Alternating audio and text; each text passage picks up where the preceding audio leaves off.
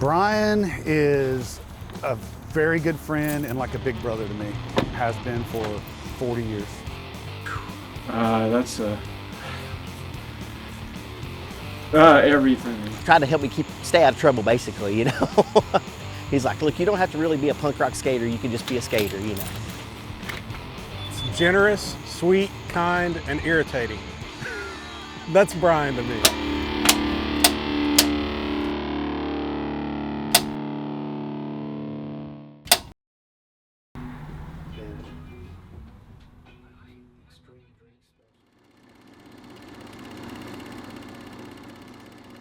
My name is Brian Beauchene.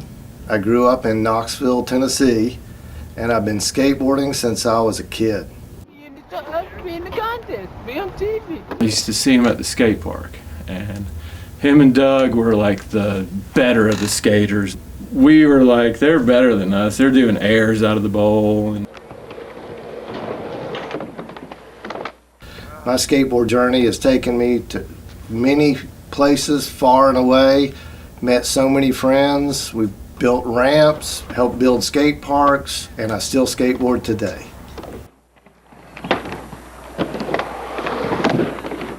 I've got one right here, and I've got some knee burns, and I've got one all over my back where I fell off that ramp over there. When I traveled, Brian was always my big brother on the road and would, you know, pose for whatever he had to be my big brother because I was a minor.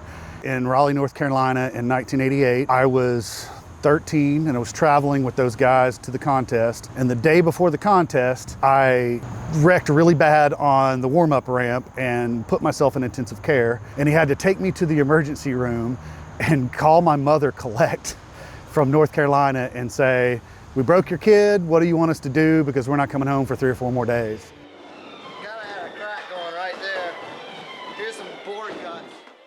Many years ago, I was skateboarding at this skate park in Knoxville. At the time, there were 3 of these private skate parks where you'd pay money to skateboard. And I was skating there, and somehow I just, out of one of these quarter gumball machine things, instead of a gumball, I got this bat suction cup thing. I stuck it on my helmet, and as I skated around the skate park, this bat would flap its little wings. And everybody said, hey, he's got a bat on his helmet. Let's call him Batmite. Strange how the weirdest name can stick with you. Seeing him in the magazine was really cool, and to think that a skate community was that close to me. I was in Elizabethton, Tennessee, and just an hour and a half away, you had these people who were as good as anybody in California was. And Brian was. I mean, he was riding for Schmidt sticks and kicking butt. I thought he was a legend, a god among men.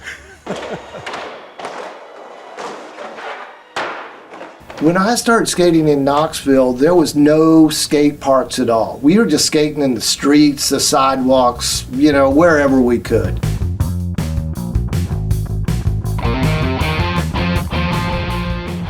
In the late 70s, mid to late 70s, skate parks opened up. First there was the Orange Wave Skate Park in West Knoxville. Then there was one in South Knoxville.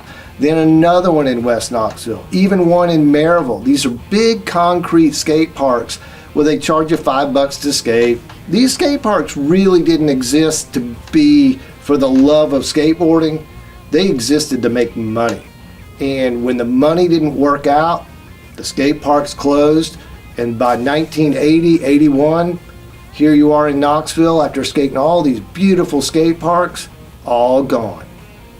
Where are you gonna skate now? Back to the streets, back to the curbs, back to the sidewalks.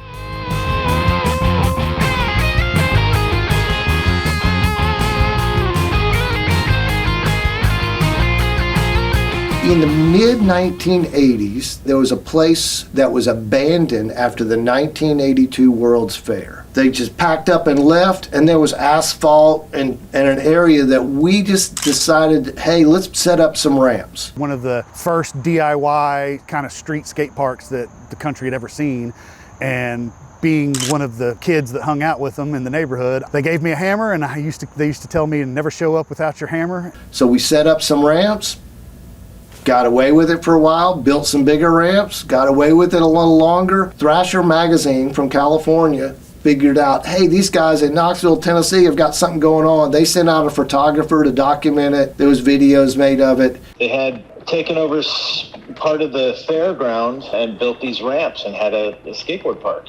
Came out of, their own vision to have a place to skate. There was no sponsorships or any kind of monies being thrown at them to put this together. They did it on their own.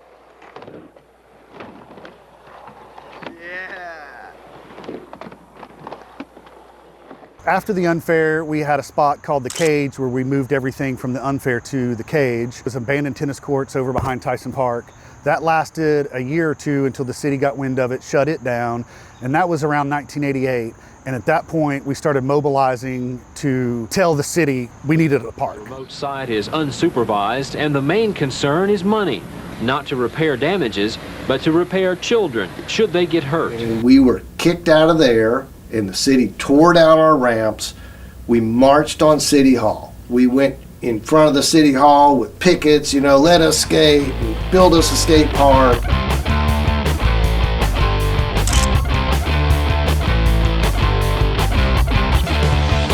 Skateboarders call it the Cage. It's a fenced-in tennis court at Tyson Park where the youngsters can practice their moves safely. But they're up in arms because city park officials have ordered the area closed. I wish they'd reopen it because I see it as a safe place for kids to recreate and to practice a healthy sport. The city of Knoxville decided that they couldn't have these skateboard ramps on their old tennis courts because somebody might get hurt, and we're back to liability issues, closing down another skate park. But until that happens, the Cage will remain closed, and the youngsters will have to find another place to practice. So in 1988, I decided to open a small shop just for me and my friends to get skateboards. And other people might find us and buy skateboards there too to help keep the place open. At a point in time when you couldn't really get a skateboard anywhere but Pluto or have to mail order it. If you're a skater, you want to stand on a board, not just get it off the internet. So now you could go to Pluto and get a skateboard where you couldn't get it anywhere else in town. But a profit was the lowest priority of this skateboard shop called Skate Hut. Skate Hut became Pluto Sports in 1992. People nowadays drive an hour every day to come to Pluto Sports and buy a skateboard, because if you live in a small town around here, there's not a place to get a skateboard there. It's just grown and grown since, but the skateboard offering has always been the core and has always been very much needed and very well received and appreciated here in Knoxville. And the whole reason I got back into skateboarding is because my 9-year-old son at the time expressed interest in skateboarding. So that's what I did. I went to Pluto and was interested in getting into skateboarding again and kind of described my old setup. But actually being able to touch, feel, and hold these skateboards, being able to look at these wheels, spin these bearings, touch that grip tape, all of that stuff is so needed.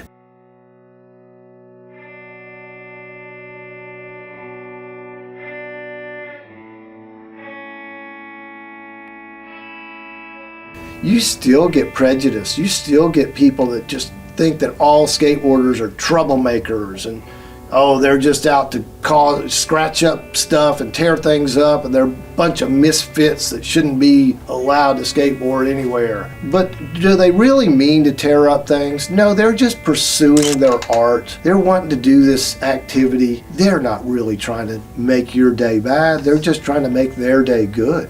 The passion of skateboarding kept us all going.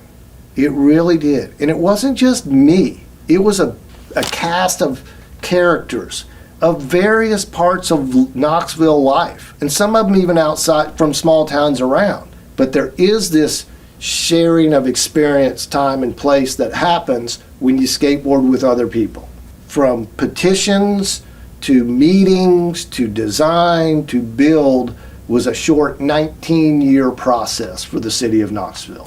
Jay Kabler and I launched KnoxvilleSkatePark.com, and started getting more and more awareness until then Mayor Bill Haslam got wind of it, got tired of the pressure, and decided that he was going to give us some funding. And the city and the county both funded us, and we got some external funding from Tony Hawk and some other outside vendors. And then we raised some money and we formed what was called the Knoxville Skate Park Task Force, which was myself, Amos Oakes, Jay Kabler, and Brian Beauchene. And the four of us were given kind of a lot of creative control on who to pick and how it was going to be. But Brian was always our main contact point and kind of the focal point for the task force with the city.